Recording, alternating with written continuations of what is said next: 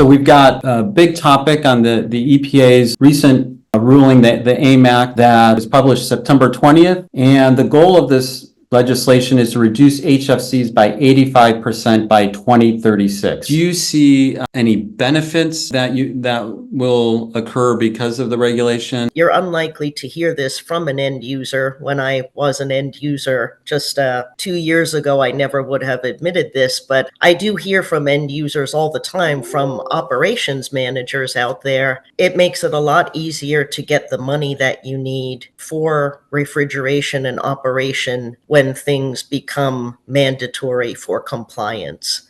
So every dollar that you ask for in terms of equipment upgrades, moving into new refrigerants, better leak repair practices, maybe purchasing automatic leak detection systems, every dollar is a dollar that a grocery store could spend selling more pickles.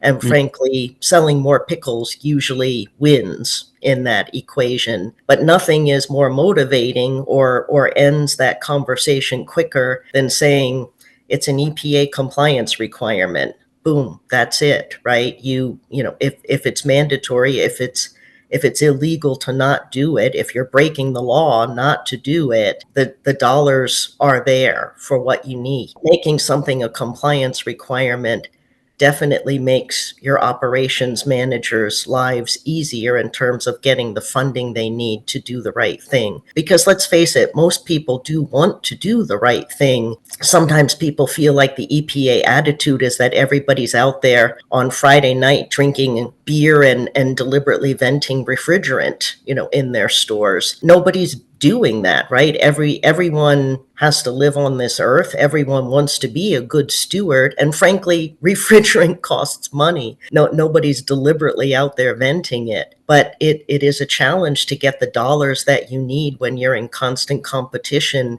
with the people who are selling groceries, which is the reason the supermarkets exist. That's a very good point. On budgets, I guess back to you, Ron, how do you think about, budgeting for this compliance? It just came out, so how do you break it down and start getting the numbers in front of what your needs are to deliver on the legislation? Well, when you figure that out, give me a call.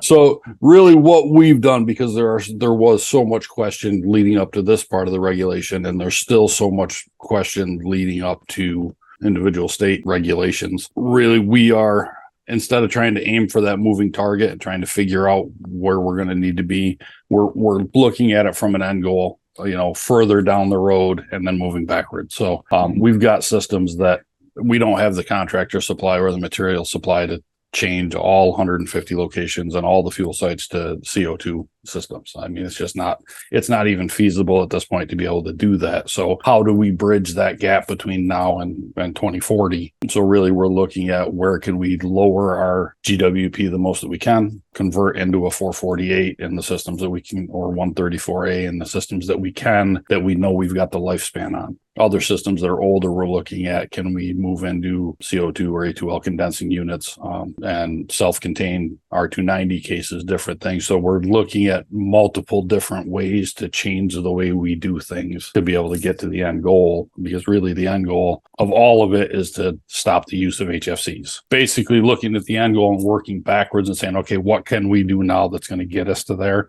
And then putting that into a budgetary, realistically, how much money you can't just spend forever. So realistically, can we invest in a year to continually get us to where we need to be? And then I go and ask for that money and get what they give me, and then I start putting that in place. And that's what we've done in 2024 with the state funding. So really it's charting that individual, how do I get each individual location to where it needs to be with the systems that are in that store. There's another market force at play here, and that's really the sustainability commitments and that companies are making, right? And so in addition to just meeting the regulation and from a cost, financial, operational performance lens that we many times look at in the industry, the sustainability aspect, one, it's a good thing to do, but many of the stores have made public commitments on their scope 1 emissions goals or developing those, right? What we're observing with the customers we work with is that, one, that is a very powerful voice within the company. They get a different seat at the table than maybe Ron does. And so I think it's important to be working with that group.